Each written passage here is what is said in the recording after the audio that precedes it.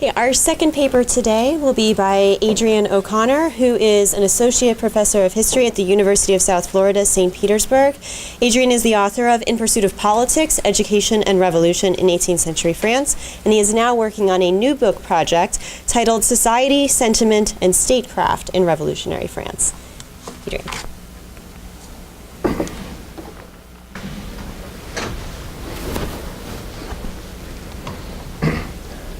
Morning, and thank you, Meghan, mostly for putting together a great conference. Thank you for this and for the much larger project, and Bob for corralling all of us into a panel.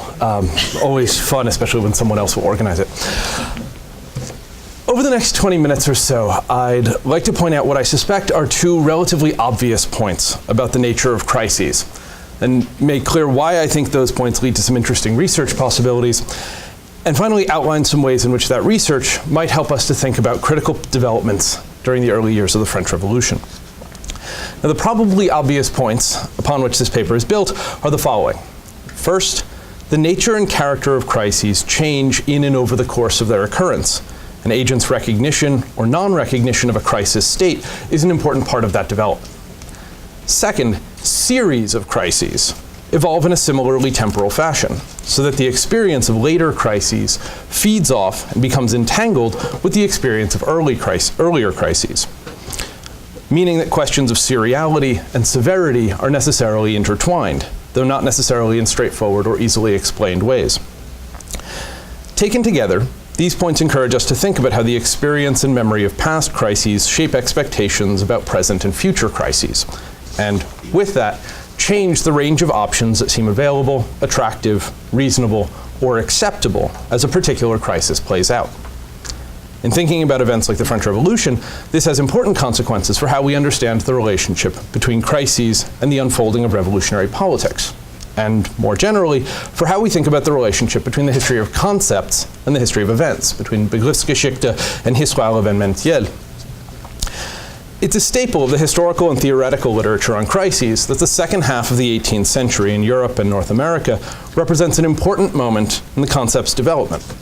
Reinhard Koselleck famously claimed that from the 1770s on, crisis had become a structural signature of modernity, and with that, the fundamental mode of interpreting historical time. Around the same time, crises came to seem like the sort of thing that political figures or thinkers could anticipate, whether hopefully or with trepidation, as Rousseau's Émile famously did in predicting a crisis, an age of revolutions, or when Helvetius gave up hope that he might live to see France redeemed by a salutary crisis. This mode of thinking about historical time emphasized the role played by ruptures and disruptions, fissures and dislocations in shaping the past, and by extension, the present. Perhaps unsurprisingly then, crises and revolutions were frequently imagined in tandem, each evoking and disrupting visions of historical teleology and establishing certain points as decisive, even as historical sequences were reimagined as open-ended, unpredictable, and dynamic. This 18th century concept brought together the residue of several millennia of use. I won't describe them in detail here, except to note that the revolutionary discourse on crisis included echoes of the medical, legal, and martial language of crisis inherited from the ancients, as well as the term's theological connotations, with eschatological implications of an impending apocalypse or last judgment. Koselleck summarizes both the convergence and the variety of this history. Quote, "At all times the concept is applied to life-deciding alternatives, meant to answer questions about what is just or unjust, what contributes to salvation or damnation, what furthers health or brings death. In its modern iteration, this came to mean simultaneously the point at which a decision was necessary in a set of circumstances in which customary or presumptive ways of making decisions were no longer viable." In her own work on modern crises, Hannah Arendt claimed that crises, quote, "obliterate prejudices, meaning that we have lost the answers on which we ordinarily rely without even realizing they were originally answers to questions." This description seems particularly apt for the French Revolution, when long-standing answers suddenly became questions, and when the givenness of things became cause for suspicion and doubt. With that in mind, I want to turn now to the history of crisis and crisis talk in revolutionary France. For what follows, I've drawn upon the digitized Archives Parlementaires, the admittedly imperfect record of speeches and debates in the National Constituent and Legislative Assemblies from the summer of 1789 into fall 1792, from the early months of the Revolution to the overthrow of the constitutional monarchy and proclamation of the Republic. The Archives Parlementaires record more than 400 instances of the word crise being spoken during or read into the Assembly's proceedings during this period. The term was used with a number of different meanings, some of which I'll explore in a moment, though despite its variety of meanings, it can still be meaningfully distinguished from other terms that were invoked in similar circumstances. Terms like orage or orageux, choc or panique. For one thing, the term crisis was used far more frequently than these other terms. More importantly, though, where these other terms indicated either external entities with which the revolutionaries would have to deal, or short-term interjections that might destabilize revolutionary politics or revolutionary designs, the term crisis came increasingly to entail a broader narrative arc and a broader moral tension. Where these partial synonyms revealed the instability of circumstance, crisis talk drew upon and nurtured a collective sense that the revolution's fate lay in the balance, and that the tectonic plates of French society and politics were shifting in important and perhaps irrevocable ways. First, though, a caveat. I don't want to pretend that this sample is somehow a reflection of a national political discourse on crisis, as it's limited to the halls and records of the Assembly and to those speeches or texts included in the archival recreation of often unscripted legislative discussion. For one thing, increasingly counter-revolutionaries' language about crisis is going to be lost from this, right? And so there's an important caveat there. Despite its limitation, though, this survey does offer us a valuable insight into the emergence and evolution of crisis talk in revolutionary politics, especially in its use by revolutionary legislators who were struggling to make sense of the emerging revolutionary dynamic, hoping to persuade their colleagues to think about that dynamic in the same manner that they themselves did, and working to influence the course that the government and the revolution might take. As Rebecca Spang and Simone de Dedeo noted in their study of word use patterns in the Archives Parlementaires, the National Assembly was, and I quote, a site of both epistemic and political innovation. The deputies working there faced the double challenge of conveying points in a way familiar enough to be intelligible by others, while nonetheless making claims that were in many cases substantially novel, revolutionary even. In this context, the fact that crisis was a word with loose definitional boundaries and a range of connotations across a number of contexts gave it the sort of familiarity that made it useful to speakers addressing a large and disparate group. That most of its uses brought with them a sense of urgency and immediacy was useful in trying to hold that audience's attention. It is perhaps unsurprising, then, that crisis served as something of a catchword in revolutionary politics, as Koselleck and others note. It's also worth noting, though, that this was not true from the start, that the term's ubiquity was a result of revolutionary experience rather than an initial symptom. Indeed, the word crisis was surprisingly rare in the Assembly's debates during the first months of the Revolution, especially given that the state's finances and institutions were clearly in a state of something like crisis. But revolutionaries did not first speak of crisis, but rather of regeneration, a promise of transformative moral, political, cultural, and social renewal. This expectation was rooted in a belief that the revolution represented a point of historical fracture or rupture in just the sort of way that pre-revolutionary discourses of crises entailed, especially in a secularized form of their eschatological or apocalyptic references.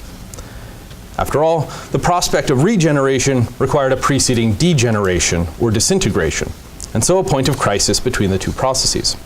As the Marquis de Sillery put it in a September 1789 speech before the Assembly, I quote, "The regeneration of the state will be born of this moment of danger and crisis." This entanglement of danger and opportunity was evident already in the first recorded use of the term in the Archives Parlementaires. This came on 7 July 1789, a week before the fall of the Bastille, when the Comte de Lally-Tollendal, whose initial support for the revolution was quickly outpaced by his monarchist sympathies and allegiances, argued on the Assembly floor that, I quote, "However salutary a crisis might be, however fortunate its consequences might prove, none of this will be achieved without disruption.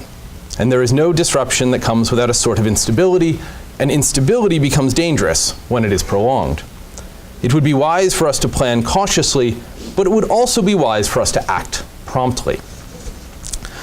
A similar, if mirror image of crisis and its consequences was presented in a September 1st discussion of the royal veto, during which a deputy from Lorraine remarked that, and I quote again, "As terrible as this crisis may be, we will find it was necessary, and all of the unfortunate particulars that come with it will nonetheless be subsumed into the general good." Jacques-François Manu invoked the medical implications of crisis in March 1790 to make a similar point, claiming that revolutions are necessary crises for the political body, and that while the disturbances troubling France were perhaps violent and bring with them passing inconveniences, they were nonetheless a necessary and inevitable remedy for what ailed France. Jean-Baptiste Salles extended the medical metaphor further still in May 1791, proposing that France, quote, "needs a political fever to purify its humors and to feel rejuvenated. And a fever is a sort of crisis," he said, "one that brings with it some agitation. And agitation is well suited to liberty. It is like the physical exercise that keeps a man healthy and vigorous." This view of revolutionary politics and its promissory aftermath received special attention from the deputies in the autumn of 1790, as they considered the relationship between the revolutionary and sometimes violent events from which their constitutional ambitions had emerged and the state of affairs that might follow the completion of their still-in-process constitution. On 20 October 1790, Dupont de Nemours distinguished between the circumstances surrounding the fall of the Bastille in July 1789 and those under which he and his colleagues deliberated, noting that during the summer of 1789, France was in the crisis of revolution. Therefore, no power was limited, no constitutional laws had been pronounced, and the Assembly was obliged to stand in for established powers. As he saw it, the situation was very different 15 months later, as constitutional principles, if not details, had been agreed upon. The division of powers had been established, and the Constitution itself was almost finished, he said. A month later, however, his colleague Rabot-Saint-Étienne described the revolutionary crisis as ongoing. He noted that in times of peace and stability, the body politic was disturbed only by minor accidents, and the state did not need to deploy much force or many resources to maintain political and social order. But, he continued, sometimes there are extraordinary crises, when every element of the public force must be drawn upon to preserve the state. Such moments are a general awakening, a summons to the nation, and an open requisition of public resources that stays in force until the danger has passed. It is this sort of immense movement, he continued, that first brought the people to arms, and it will not cease until the Constitution has been completed and its enemies have ceased to oppose the new order. Here Rabot raises a specter that would haunt the revolutionary discourse on crises. Crises might have helped to make the revolution, but enemies of the revolution could also foment crises and then take advantage of the resulting instability to sustain their opposition. This was, unsurprisingly, part of the deputy's response to the royal family's flight to Varennes in June 1791. Finding that Louis and his family were gone, and having found the king's note disavowing the revolution and the assembly, the deputies recognized quickly that they were in extraordinary circumstances and that constitutional norms would not suffice or would be inapplicable. At the same time, they sought to maintain the appearance of order and continuity for both the public and for themselves. The president of the chamber that day, Alexandre de Beauharnais, repeatedly urged his colleagues to remain calm. Louis-Simon Martineau warned against raising a public alarm, concerned that this would lead to widespread unrest. And Merlin de Douai remarked upon how well prepared the deputies were for this, having spent the preceding 2 years facing similarly perilous circumstances. In the indisputably critical situation at hand, the deputies sought to contain the sense of crisis and to juxtapose their own sense of calm fortitude and orderly process with the behavior of the king and his accomplices, whose machinations had provoked the crisis in the first place. As in the pre-revolutionary language of crisis associated with battles and diplomatic contests, the deputies hoped to emerge from Varennes having won honor for themselves and their institution. But if crises like the flight to Varennes were opportunities to reveal or demonstrate one's honor, they were also points at which people were led astray and enemies of the revolution revealed. Theodore Vernier made this clear in his speech of 7 July 1791, describing difficult periods in which the people, agitated by criminal forces, become instruments of larger intrigues about which they are themselves ignorant. These periods of crisis require extraordinary measures to maintain public tranquility and to conserve people's rights. On 13 August 1791, Beauharnais attributed political crises to the provocations of the state's enemies. And a little more than a fortnight later, Armand Gaston Camus imagined Louis XVI's aides saying among themselves, and I quote, while twirling a sort of caricature of a mustache, "Let us wait for a moment of crisis." This is Louis XVI's aides. "Let us wait for a moment of crisis. Let us ensure that it comes. Then we will watch the assembly destroy itself, annihilate itself, divide itself. Then we will become its masters. Then we will call upon foreign help. And then they will be unable to resist us." A Bond supervillain in 1791. This change in how the deputies talked about crises brought the eschatological discourse of a transformative judgment together with the idea that crises were provoked by nefarious but distinctly human enemies. The impersonal and circumstantial had become interpersonal and antagonistic. At the same time, the temporal horizons of crises had opened up, and the transitional problem of interregna became an open-ended state of exception that could only end when the revolution's enemies had been defeated and when the transformative regeneration of France was complete. Our attention has generally focused on the latter part of this equation, the growing paranoia and suspicion that marked revolutionary politics. The former, though, seems just as important and less reducible to the corrosive influence of particular episodes. For instance, where the Flight of Varennes has long marked an inflection point in the politics of trust and distrust in the revolution, the temporal horizon of crises was already expanding in the weeks and months before the royal family's escape, or attempted escape. I already noted Rebel Saint-Étienne's November 1790 speech, but equally remarkable were the discussions that followed the Assembly's receipt in May 1791 of a letter from Guillaume Thomas Raynal, the elderly philosophe and author of the L'Histoire des Deux Indes. In his letter, Raynal, upon whom a number of deputies had looked as an inspirational and intellectual forefather, lamented the violence of the revolution's reforms and called for caution and moderation in moving forward, echoing Tollendal's concerns from July 1789. In response, André-Louis Esprit de Sinété wrote a scathing series of reflections in which he mocked Raynal for hiding behind the hyperbolic fear of violent crises to deny the stakes of the revolution and to justify what Sinété saw as Raynal's hypocritical conservatism. Sinété noted that Raynal's proposals might have been helpful 15 months earlier, but by spring 1791, they threatened to undermine the revolutionary processes already underway. The revolution had become a prolonged state of exception in which extraordinary measures were not only legitimate, but necessary. The changes relate to both the concept and the experience of crises. When earlier crises had been defined as the liminal state between two coherent orders, there was the promise that the new constitution, or a new law, or a new assembly might usher in a post-critical period. But once the revolution was beset by conspiratorial enemies, and once the regenerative process was extended out into the future, a post-revolutionary order became harder to envision. As Maxime Inaud put it in November 1791, 2 months after the Constitution was finished, I quote, "A grand revolution has taken place in France, but it is not finished yet. The crisis of creation is finished, but the crisis of conservation is just beginning.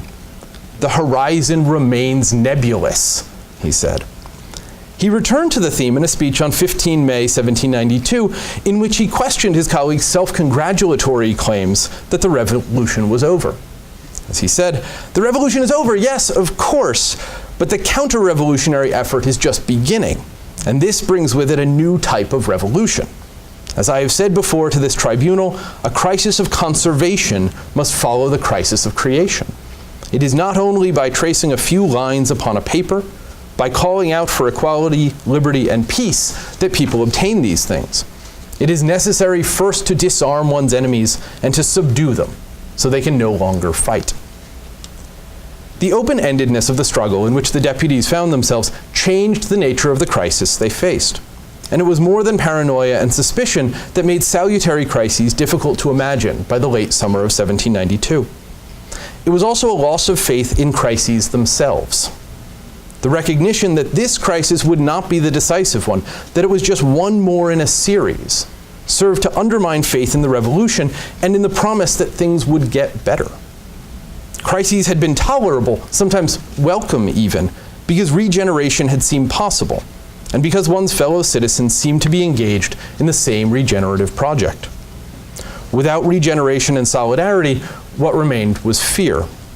As Charles-Marie Lafont put it in July 1792 when discussing the proclamation that the country was in danger, quote, "A momentary crisis could once reunite the people. It did so when the king took flight," he said. "It helped to maintain order. But it will be in vain if you look for that same concert of wills today.